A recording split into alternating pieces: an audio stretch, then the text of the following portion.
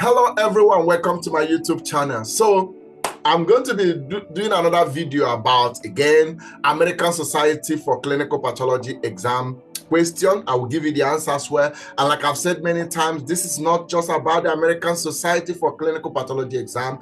It can also be questions around, this question can also come if you go for your biomedical scientist or biomedical laboratory scientist or biomedical technologist interview, okay? So please, I will indulge you to pay attention and don't just think it's an American thing. It can happen. Once you work in pathology laboratory or you want to get a job in pathology laboratory, especially when it comes to the biomedical scientist aspect of it or scientist aspect of it, you need to expect this kind of question in hematology and blood transfusion, okay? All right.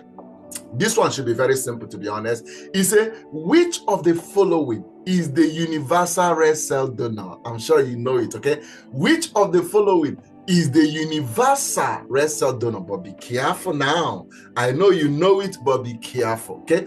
So, it's A, O positive. Come on now. B, AB negative. C, O negative. D, AB positive. You see why I say be careful? And they did this intentionally by giving you A, O positive. You jump at it, but be careful. O positive, actually, in fact, let me put it this way. When we say universal donor, it means that actually that blood group O is a universal donor, okay? But anyway, before I go into this more, my name is Dr. Emmanuel Obodo. I'm a biomedical scientist and I'm also a lecturer in biomedical science, okay? So let's go into this proper.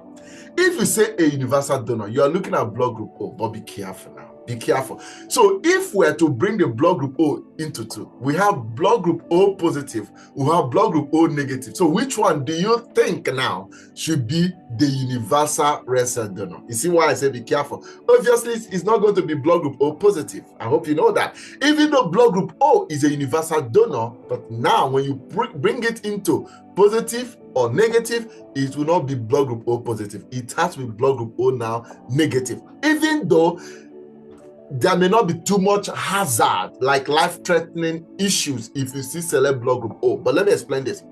Remember, especially in the UK, there's a guideline, okay, when it comes to blood bank, where if you don't know, especially within a woman within childbearing age, if you don't know her blood group, okay, or maybe you don't even have a current group on this patient, okay, and the person needs blood, it has to be blood group O negative. Now, let me tell you the problem with this, okay?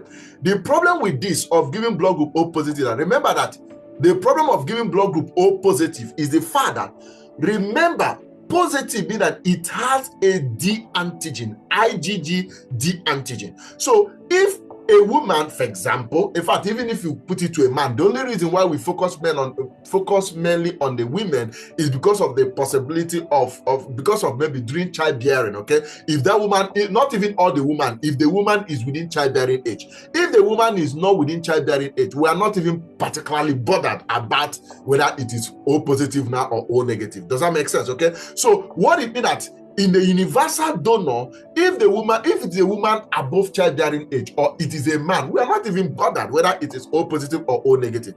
But for the fact we can be bothered to give O positive when it is a woman within childbearing age, okay, that we don't know the current group or we don't even know the patient at all and they need blood. Why do we default to O negative? For the fact that we don't want to give O positive in that context, it has made the O positive not to be a universal donor. Does that make sense? Universal donor means that irrespective of the situation, this is suitable.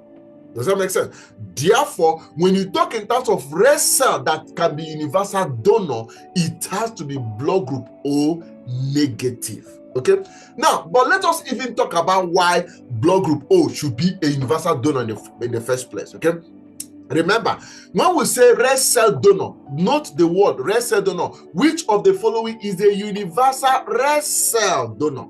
It didn't say plasma donor. It didn't say platelet donor. It didn't say cryoprecipitate donor. It's a red cell. That is why I can't remember, but there's one of my previous videos that I had mentioned that in blood transfusion, one of the things what you should consider is which product am I issuing. If you are issuing platelet or FFP or cryo, your thought should be different. If you're also issuing red cells, your thought should be different. I had mentioned this before, that when we are issuing red blood cells, our thought should be the antigen, that is IgG antigens, okay? And of course, in this context, you can also consider you should consider the antigen, which is IgM antigens, actually, like antigen A or antigen B. In this context as well, we can also consider IgG antigen. In this context, maybe antigen D, okay? But that's by the way. So I'm saying when we give red cells, our focus should be antigens, whether IgG antigens or IgM antigen, but mostly IgM antigens, okay? But when we give cryo or we give FFP or we give platelet, our focus should no longer be on IgM antigens. Our focus should be on IgM antibodies, okay? But I'm going to leave that because I've already explained that most times in my previous video, so I'm going to focus here. So blood group O is a universal donor because it does not have antigen A, it does not have antigen B, and this antigen A, antigen B are IgM antigens, okay? So for the fact blood group O does not have antigen A, does not have antigen B, it put it in a position or in a group as a universal what?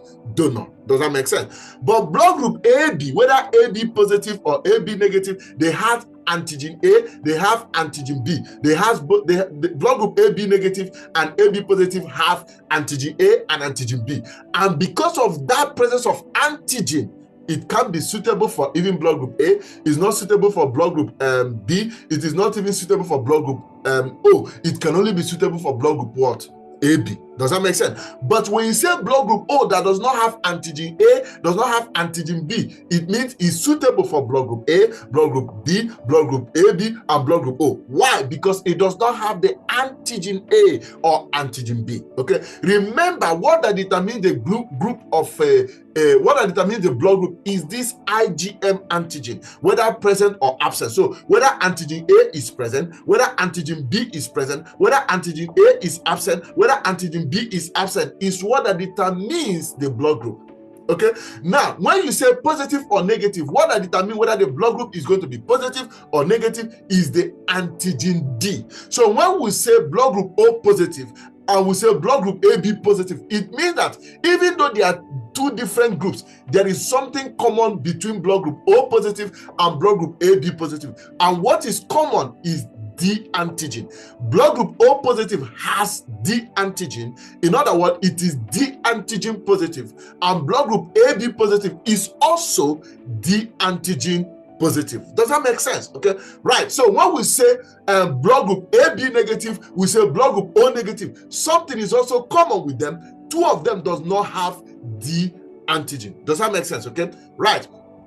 Even though blood group O has D antigen, even though blood group O positive has D antigen, and blood group AB has D antigen, but there's a difference. The difference is that blood group O does not have antigen A, does not have antigen B, but blood group AB has antigen A and antigen B. Does that make sense? Now, if we are to bring this into the general context of the blood group, when we say blood group A, it has antigen A. When you say blood group B, it has antigen B. When you say blood group AB, it has antigen A and B. When you say blood group O, it does not have antigen A, it does not have antigen B. Therefore, the presence or absence of antigen A or antigen B is what that determines the blood group. So back to our question, the question here. Which of the following is a universal red cell donor? So in terms of the blood group, it is group O.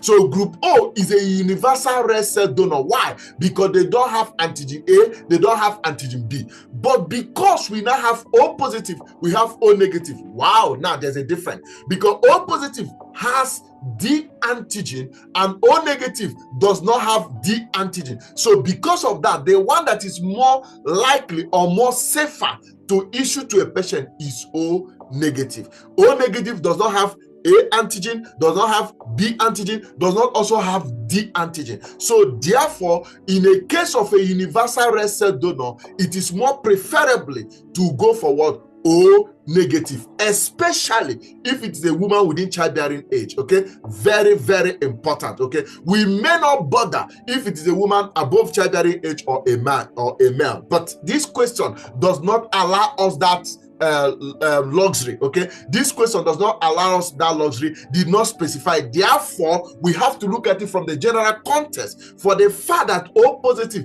may not be ID, not even may, is not ID for a woman within childbearing age if we don't know the group and all of that. It has ruled it out from the universal donor. Okay, but blood group O negative is universal donor, irrespective of whether it is a male, whether it is a male or a female within childbearing age or not, or above childbearing age. It doesn't matter. Once you give someone blood group O negative, it covers it all. But once you give blood group O positive, once you give someone blood group O negative, it covers it all. But when you give someone blood group O positive, it may not cover it all, especially if it is a woman within childbearing age. The person may likely to develop antibody D. Remember, if a woman is blood group O negative, or even A negative, or AB negative, or as the case may be, and you give the person blood group O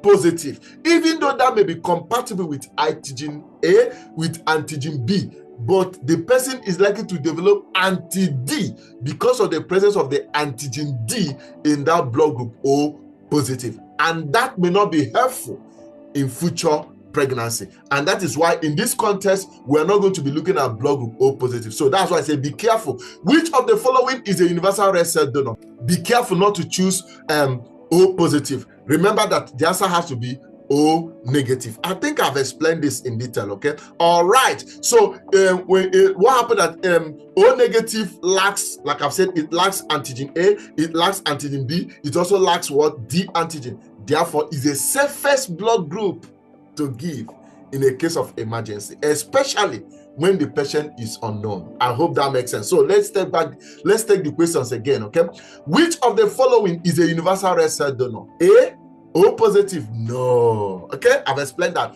B, AB positive, AB negative? No. Okay, I've explained that. C, O negative? Yes, that is the answer. And D, AB positive? No, that is not the answer. So, which of the following is a universal red cell donor? The answer is what?